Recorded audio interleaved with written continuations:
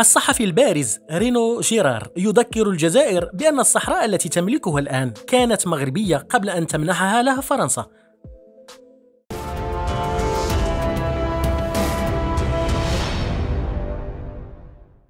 في 6 أكتوبر الجاري خلال برنامج مواجهة مع مارغو حداد الذي يبث على قناة LCI، شارك رينو جيرار مراسل حربي لجريدة لو فيغارو منذ عام 1984 ومتخصص في العلاقات الدولية والجيوسياسية في نقاش حول التوترات المتزايدة بين فرنسا والجزائر مع التركيز على الصحراء الأطلسية كقضية محورية.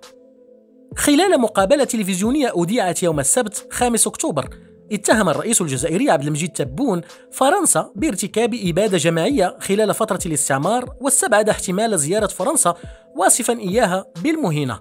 Entre la France et l'Algérie, le président Tebboune a accusé la France d'avoir commis un génocide lors de la colonisation. Je vous laisse écouter. Quand les Français sont arrivés, nous étions environ 40 millions. Après près d'un siècle et demi, 132 ans, quand ils sont partis, nous étions à peine 9 millions. Il y a eu un génocide. Il y a des procès-verbaux. Nous demandons la vérité historique.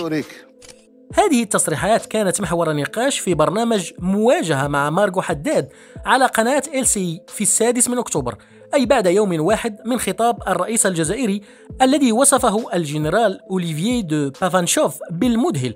وكان الجنرال يشارك في النقاش إلى جانب إلسا فيدال رئيس التحرير إذاعة RFI ورينو جيرار مراسل لو فيغارو، والسبب في ذلك هو محاولة النظام الجزائري إعادة كتابة التاريخ لخدمة أهدافه الخاصة، وهو أمر لا يخفى على أحد.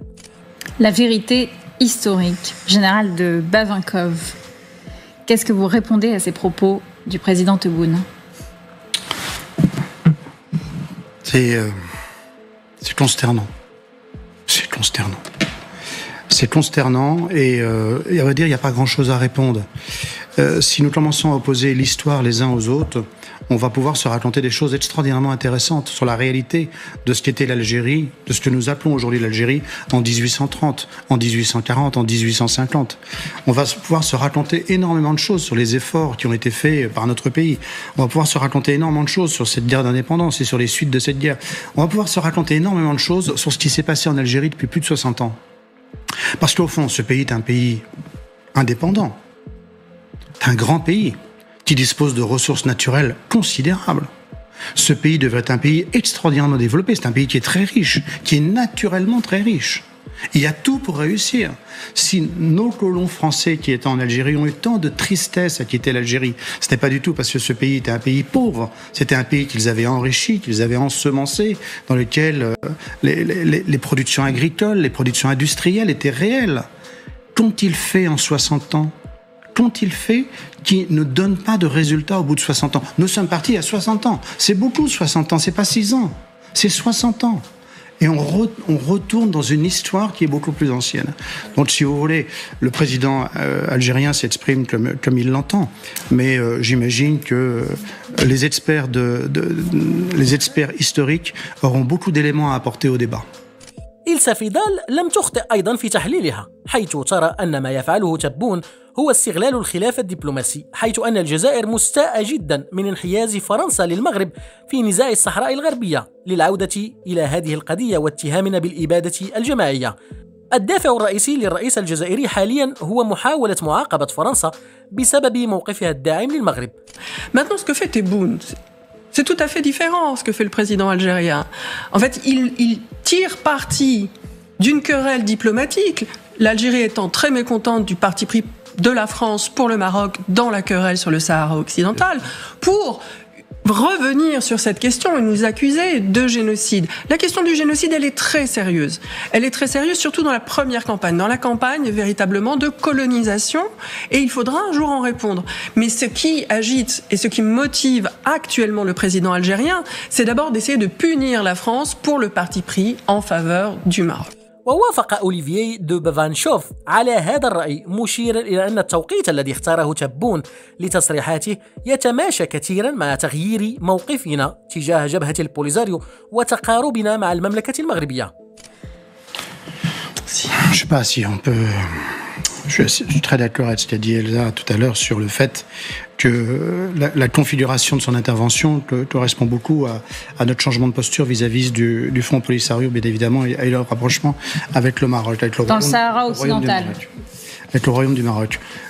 وفي هذا السياق تساءلت مارغو حداد: هل صحيح كما يقول الجزائريون في قضية الصحراء الغربية أن إيمانويل ماكرون قد خضع للرباط؟ Est-ce que, comme le disent les Algériens sur le sujet du Sahara occidental, Emmanuel Macron a cédé à Rabat? سؤال أثار رد فعل كبير من رينو جيرار، الذي أوضح أن الرئيس تبون يبدو أنه يتجاهل تماما التاريخ، فقد كان عليه أن يقول إن فرنسا هي التي أنشأت الجزائر التي لم تكن دولة، بينما كان المغرب دولة بالفعل. ومضى رينو جيرار ليذكر أولئك الذين لا يعرفون تاريخ هذه المنطقة المسماة الآن الجزائر بأنها كانت مأهولة ببعض القراصنة الذين كانوا يهاجمون السفن التجارية، ووصف البلاد في ظل نظامها الحالي بأنها ديكتاتورية، مشيرا إلى أن فرنسا لا تحتاج إلى دروس منها.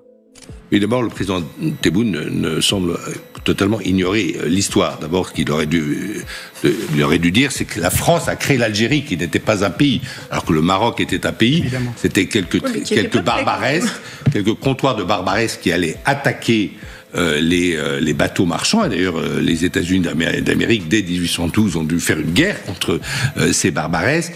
Et donc, c'est la France qui a créé l'Algérie. Deuxièmement, la France a considérablement... Il y avait une civilisation et une population sur place. Deuxièmement, il y avait une population...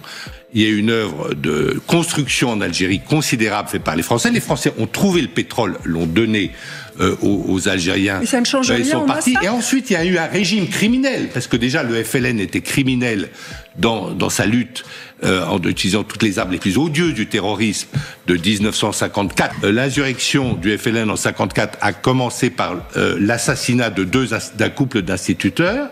Voilà, très bien. Ensuite, le général de Gaulle, effectivement, a pris une décision assez sage de décoloniser. Très bien, parce qu'il disait, bon, on ne peut pas mélanger l'eau et l'huile, ou l'huile et donc il fallait séparer.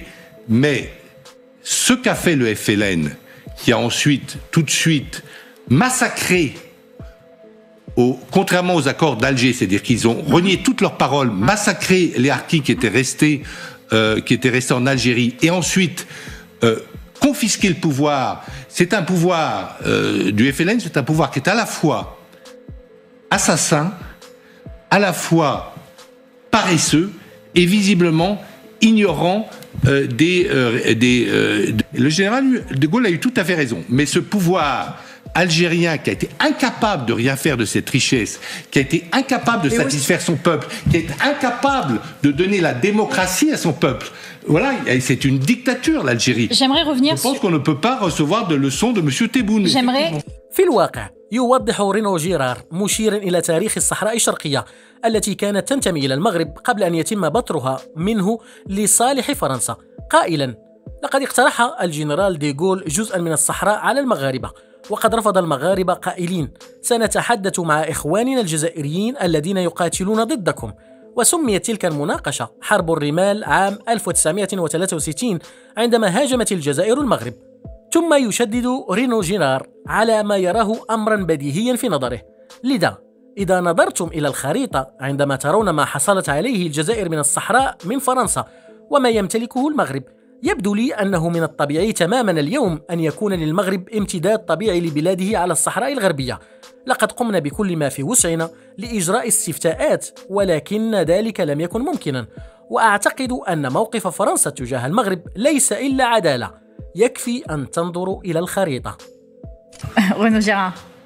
Et si vous voulez, le général de Gaulle avait proposé une partie du Sahara aux Marocains. Les Marocains avaient dit non, nous discuterons avec nos frères qui luttent contre vous, nos frères algériens. La discussion s'est appelée la guerre des sables de 63 où l'Algérie a attaqué le Maroc.